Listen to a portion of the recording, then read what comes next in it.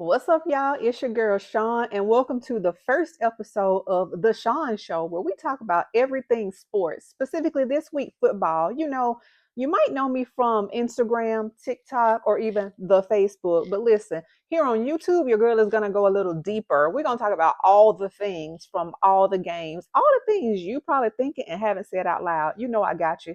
So let's get it started with episode one. First things first, we gotta talk about the Tide. Listen, Black Hoodie Debo is apparently a thing. When I tell you, our guy was on the sidelines, he was being a little fiery. He was being a little pissed off. He was giving us a little bit of Coach Bay, which we'll take what we can get. But listen, I don't know about you, but I like what the Tide is giving so far.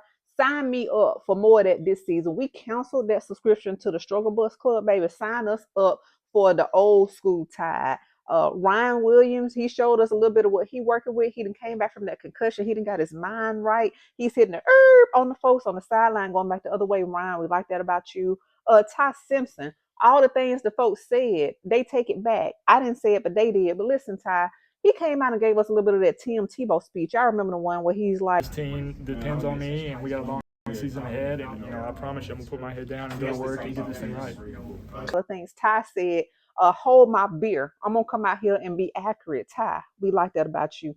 Listen, I know y'all might say we ain't played nobody yet. I know it's a lot of Ty fans out there saying, I don't know, I'm still on the fence. We gotta wait and see. So listen, when we show up to Jurjur down in Athens between the hedges, as they say, listen, I want Kirby Bowser to end up be turned backwards by the end of the game. That's how I need us to show up. So we got 2 weeks until we play Jurjur. So I need us to go deep. I need us to do all the things. I need us to show up just like we been the last couple weeks and do all of that against Georgia. Holla if you hear me. Vandy and South Carolina. Listen, I knew it was gonna be a good game because Vandy they've been trying to show up and show out a little bit. They said we ain't just smart people football, right? We gonna hang with the rest of the SEC. And South Carolina, they've been playing a little bit of beamer ball. I kind of fools with South Carolina a little bit when they're not playing the Tide, right? They red cocky, and I likes that about them. But baby, not last night, Vandy showed up and stole all they hopes and dreams right there in their home stadium. I said, my God, today, Vandy, y'all ain't had to do them like that. Vandy said the ACT scores and the SAT scores ain't the only thing we're going to do. We're going to get out here on the football field and do a little something. And listen, beat them so bad that the fans was leaving early. Dang. Beat them so bad that South Carolina fell out the top 25. I said, well, damn. I ain't got much else to say other than that. Welcome to the top 25, Vandy, okay? Yeah. Notre Dame and Texas A&M. First question off bat, Notre Dame, why y'all just got them stripes in y'all end zone? Why is there no name? Like, what is up with that? Somebody help me understand. I've never understood that. And listen, the only other reason that I halfway acknowledge is Notre Dame is because of Maaaarcus. The Kirch. Y'all know what I'm saying, ladies. Y'all hear me? Anyway, I digress. Notre Dame and Texas A&M were about to get into it at the beginning of the game. Did y'all see? They didn't even play the snap, and they was ready to throw some balls. I said, "Oh, this is quite a spirited bunch here," and it was going back to back. I mean, it was quite a game. Notre Dame had the game right here. They let it slip through their fingers because they had that mishandled snap, and then Texas A&M came right on back, scored on the fourth and goal, to win the game by 1 point. I mean, the way that these folks showing up to other folks' stadiums and still now they host and dream, baby, it got to be steady because that's a different kind of heartbreak. You know what I'm saying? Mm-hmm. Florida and LSU.